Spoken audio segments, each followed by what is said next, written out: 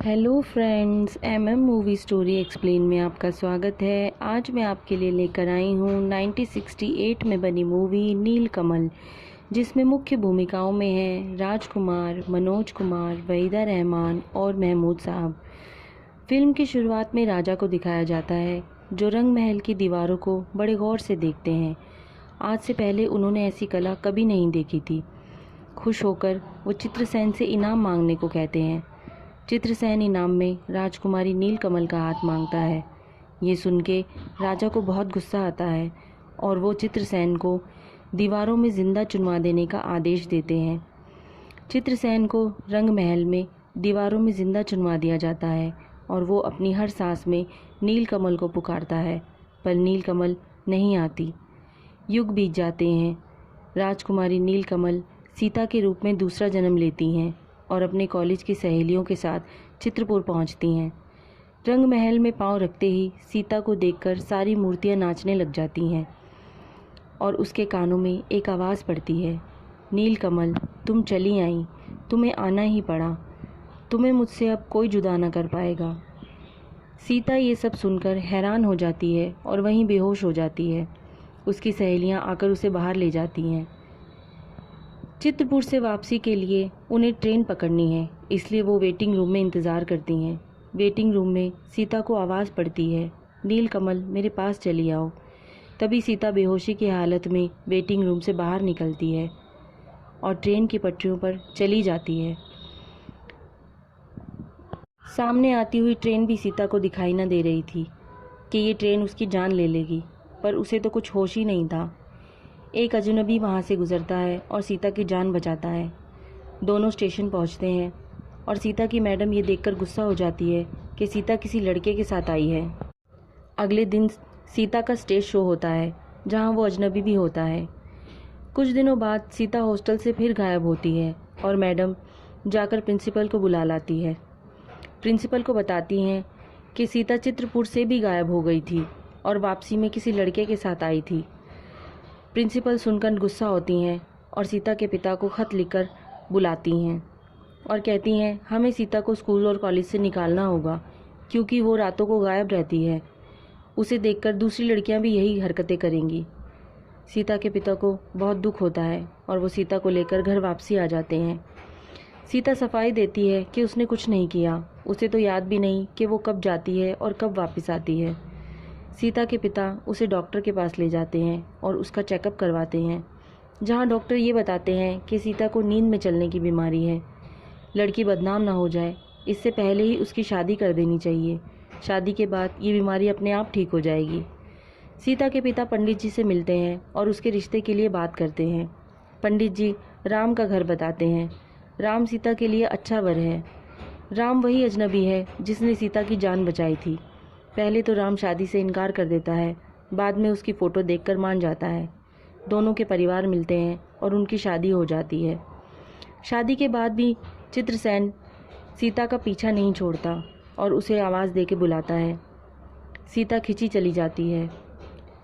दोनों मिलते हैं और चित्रसेन उसे याद दिलाने की कोशिश करता है कि हम दोनों पिछले जन्म के साथी हैं, पर सीता ये कह के इनकार कर देती है कि वो किसी और की ब्याहता है। अब तुम्हारा और मेरा कोई रिश्ता नहीं, मुझे यूँ आवाज़ न दिया करो। सीता चली जाती है। वापसी में सीता को उसकी सास और ननंद देख लेती हैं, जो राम को शिकायत करती हैं कि तुम्हारी बीवी रातों को उठकर बाहर जाती है। राम को इस बात पे यकीन नहीं होता और वो खुद अगले दिन तहकीकात करता है। देखता है आधी रात को सीता घर से गायब है। वो सीता को ढूंढते हुए झील के किनारे पहुंचता है, जहां बोट पर सीता बेहोशी से पड़ी होती है। सीता को लेकर वो घर आता है और गुस्से में शहर छोड़ के चला जाता है।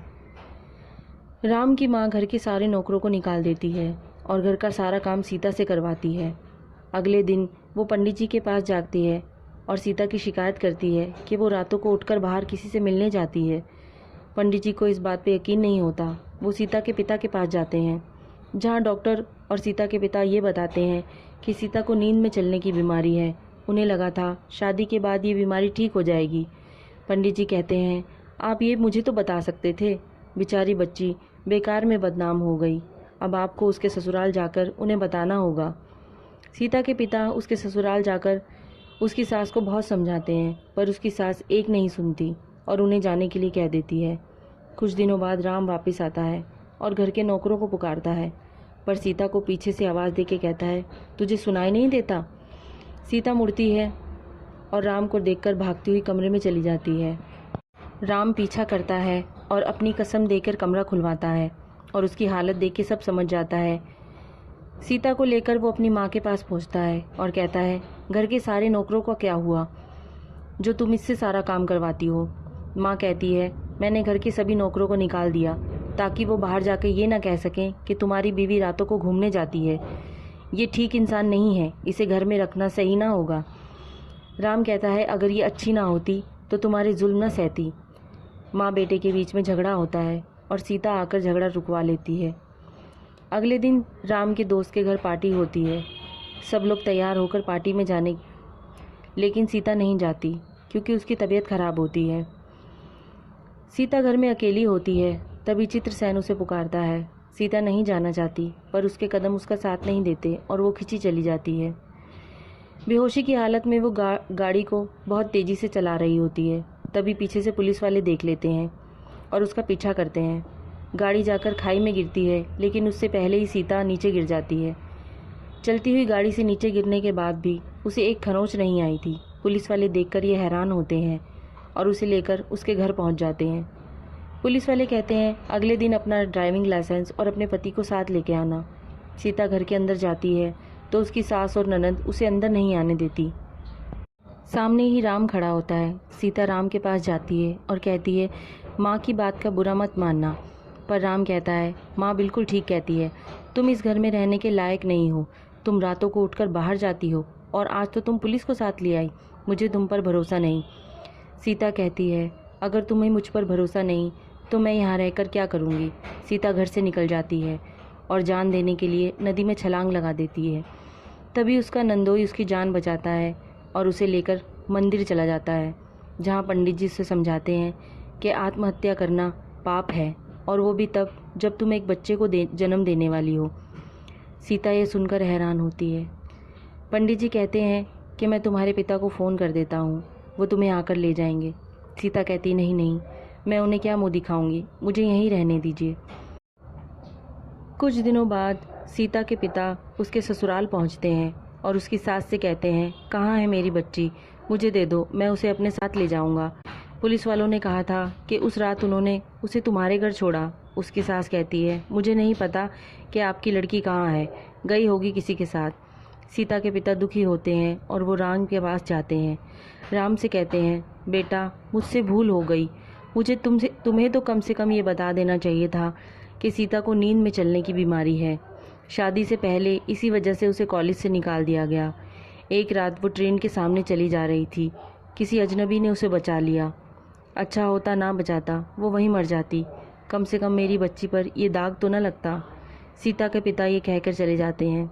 राम को याद आता है कि मैंने ही तो सीता को ट्रेन के आगे आने से बचाया था, इसका मतलब सीता निर्दोष है, मुझसे भूल हो गई। राम की माँ राम की दूसरी शादी करने की तैयारी करती है। राम को मनाने के लिए वो अपने दामाद को भेजती है, पर उनका दामाद राम से कहता है, आपको दूसरी शादी नहीं करनी चाहिए। इन दोनों माँ बेटी ने सीता भाभी पे बहुत जुल्म किए, वो भी तब जब वो आपके बच्चे की माँ बनने वाली थी।